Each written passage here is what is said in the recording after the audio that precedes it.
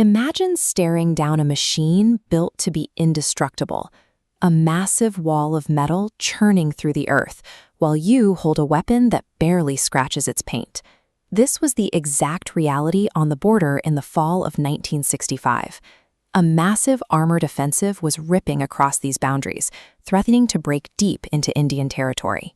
This photograph captures the military leadership grappling with the expanding crisis.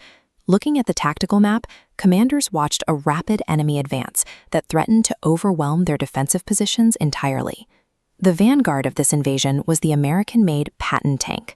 At the time, military experts considered the Patton an engineering marvel, a nearly invincible force on the battlefield. We can see why by looking at the schematic. The Patton was designed with sloped, heavy armor, thickest on the front, designed specifically to deflect standard infantry fire. Regular rounds would simply bounce off the steel chassis. The Indian Army descending this specific sector lacked equivalent heavy armor of their own. They were standing in front of an impenetrable wall of metal, entirely outgunned. Company Quartermaster Havildar Veer Abdul Hamid was a regular infantry soldier suddenly tasked with stopping this armored behemoth. Looking at this blueprint, you can see his primary tool, a recoilless gun bolted to a standard jeep. It had zero armor plating. This map shows the danger. The red circle is the tank's firing radius. The blue circle is the jeep. Hameed had to drive open into the kill zone, giving the tank a clear shot for every second of his approach. Taking an unarmored jeep against a Patton tank requires absolute psychological control and a willingness to accept near-certain destruction. Instead of driving straight into the guns, Hameed used the local terrain. The region was covered in dense, towering sugarcane fields. He drove his jeep deep into the stalks, using the vegetation to mask his exact position. So he parked his jeep and he waited.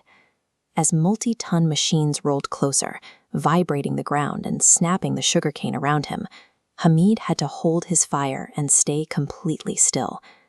Looking at this flanking maneuver, we see his strategy. He let the first Patton roll past his hiding spot until it exposed its weaker side armor at point-blank range. Then he fired. The shot connected, destroying the tank instantly. But an RCL gun kicks up a massive cloud of dust when fired, giving away his position immediately. Hameed threw the jeep into gear, tore through the thick fields, and set up a new ambush before the enemy could zero in on him. He repeated this deadly game of hide-and-seek, taking down multiple tanks in rapid succession. He neutralized the enemy's massive hardware advantage by relying on speed, the element of surprise, and a complete disregard for his own safety. Eventually, the opposing forces spotted the jeep's position. This led to a fatal standoff, where Hameed and an enemy gunner locked onto each other simultaneously. Hameed triggered his weapon, successfully destroying his final target, but took a direct hit from the enemy shell. He fell in the fields he had spent the day defending. His actions created a massive bottleneck.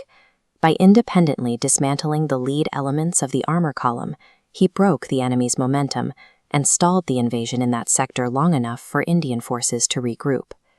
This is the Param Veer Chakra, India's highest military decoration. It is awarded only to those who display the highest degree of valor and self-sacrifice in the presence of the enemy. For his calculated final stand, Veer Abdul Hamid was posthumously awarded this honor. His story stands as a permanent reminder. The machines of war dictate the tactics, but battles are won by the unyielding courage, duty, and patriotism of the human spirit. Jai Hind.